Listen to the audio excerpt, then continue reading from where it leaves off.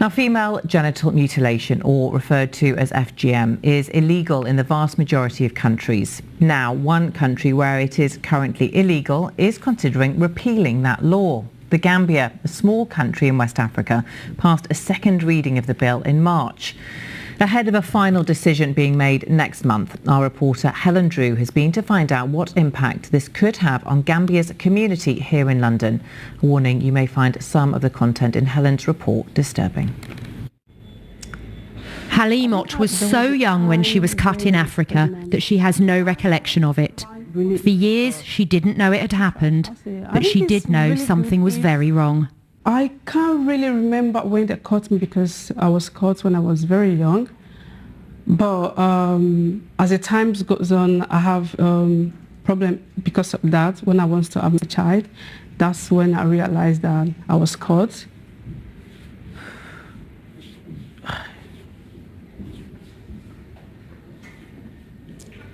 They don't know that when all these things happen,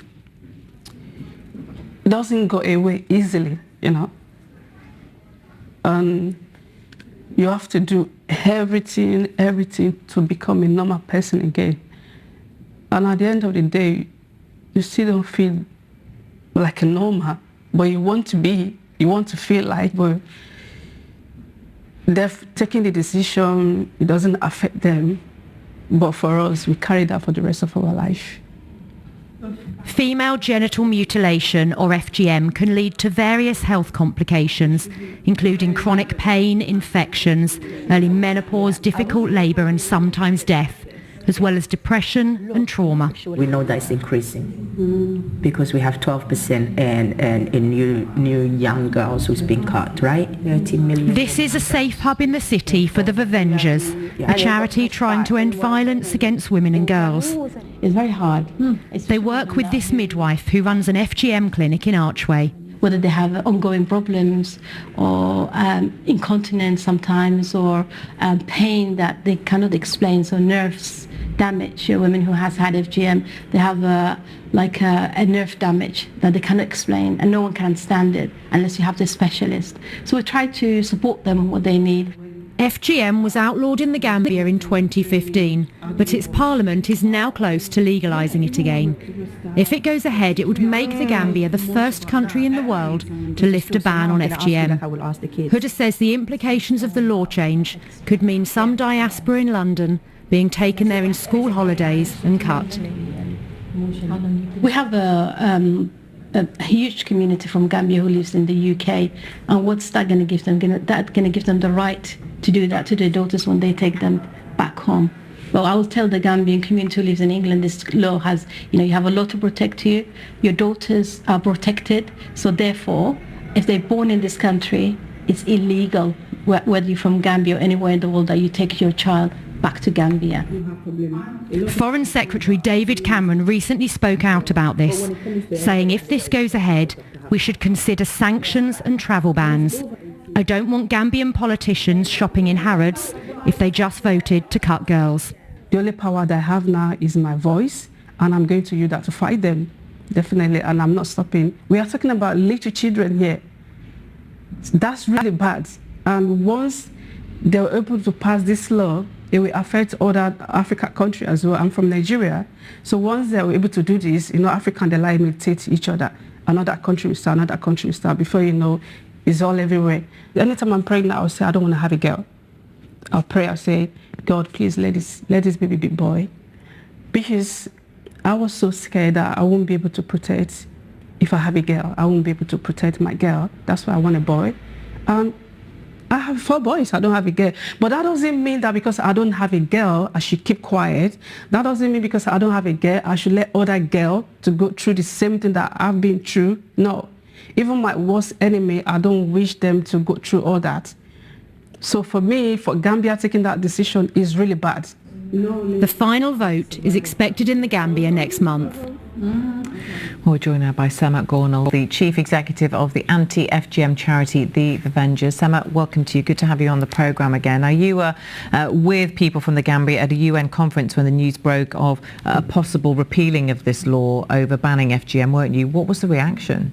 Well, this regressive debate I call it regressive because it is, took place on the 18th March, and we were at the United Nations conference with so many Gambian activists. The first reaction that they gave to us as global activists were, well, what have you been campaigning against for all these years? One woman said, I have been campaigning over 20 years over my dead body. I would rather the government kills me than pass this horrible law. And she was very worried, and we have a lot of colleagues from the UK who are campaigning. They flew back to Gambia to campaign there because everybody is very concerned, and obviously we are very concerned because we thought this was a great win and, you know, done and dusted. We can now move forward to other issues facing Gambian children, such as poverty.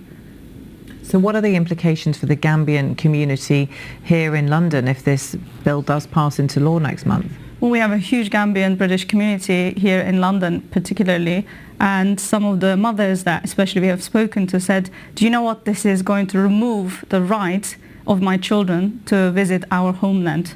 That's a very concerning statement, because when they do take their children back to Gambia just for a holiday, for a visit, although they do not wish to cut their children, imagine some extended family member could cut the child and the survivor mother can return to the UK as a criminal. And that's a very concerning statement that I hear from mothers, because that means that maybe some of the Gambian community will not be able to take their children back to, you know, see Gambia, and it's very sad. How widespread is the practice of FGM amongst the African community here in London? Well, it's very, very widespread, because FGM disproportionately affects black children, and they are the most vulnerable children in the world. It happens globally, but with Gambia, under the age of 14, nearly, I think it's something around 45% of the children under 14 have already been cut. So that's already a concerning number, and with this law in place, what we wanted to achieve as campaigners was see some prosecutions so that we can actually prevent new cases. And in Gambia particularly, it happens to babies under the age of 1. So there is no defense mechanism when you do that to a baby. A baby cannot stand up for herself. No, and as we heard there from Halimot, she didn't even know this had been done to her until she was older. Teresa, we covered FGM at the start of this year with you on the programme, and you were very shocked by what you'd heard, and you've now been involved in the work that SEMA does. Tell us about what you've discovered and the work you've been doing.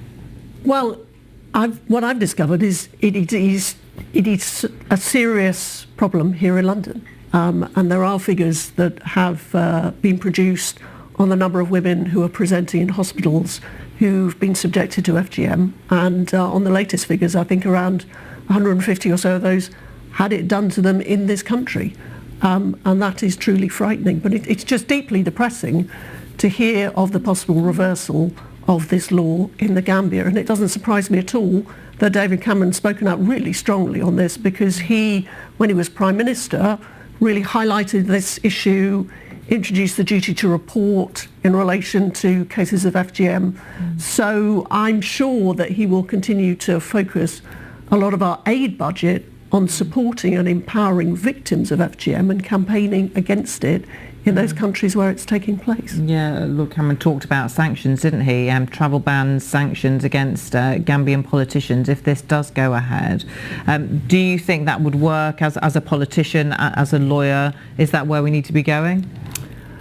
I certainly think it would be justified. Who knows whether it will have an impact on how these individuals vote on the law when it goes through their parliament, but I truly and sincerely hope we do not see this retrograde step take place. Flo, is this an issue that you see your constituents coming to you with, and what would you like to see a possible Labour government do about it? I'm really glad we're talking about this today, and it is shocking to hear what you've just been talking about. I used to work in a community centre in Battersea, and I worked with a community of FGM champions there in Battersea, working to spread the message, to increase education, and to also raise awareness right now, this time of year, just before families are maybe going back to countries countries, and this may be happening to them where they go.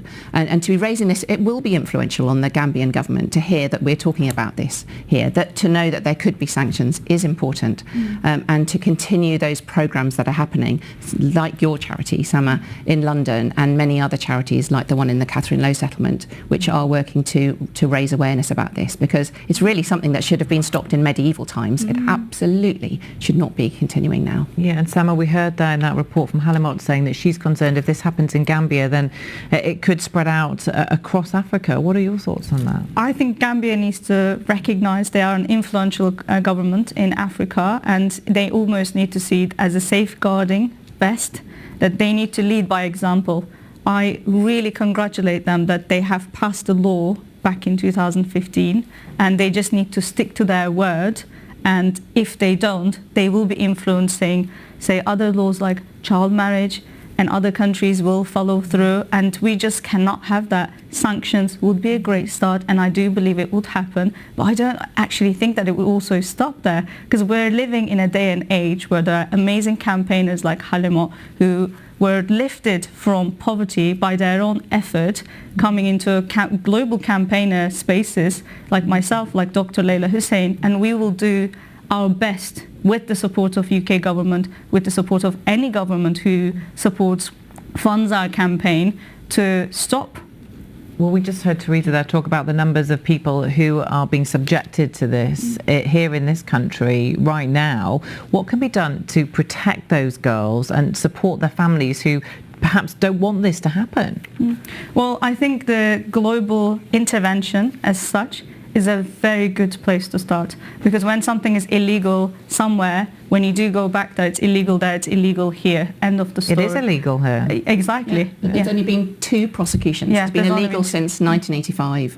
One of those was for someone who cut a child here. One was for someone who took a child to Kenya and was cut there. So it's very good for everyone here to know that's the case. And if anyone has any suspicions about that happening here, or any families going abroad, there's an NSPCC helpline that they can call. Thank you. We must leave it there, Sama. Thank you very much for coming in to talk to us. Thank you. Well, if you've been affected by any of the issues discussed, the BBC's action line details are on your screen now.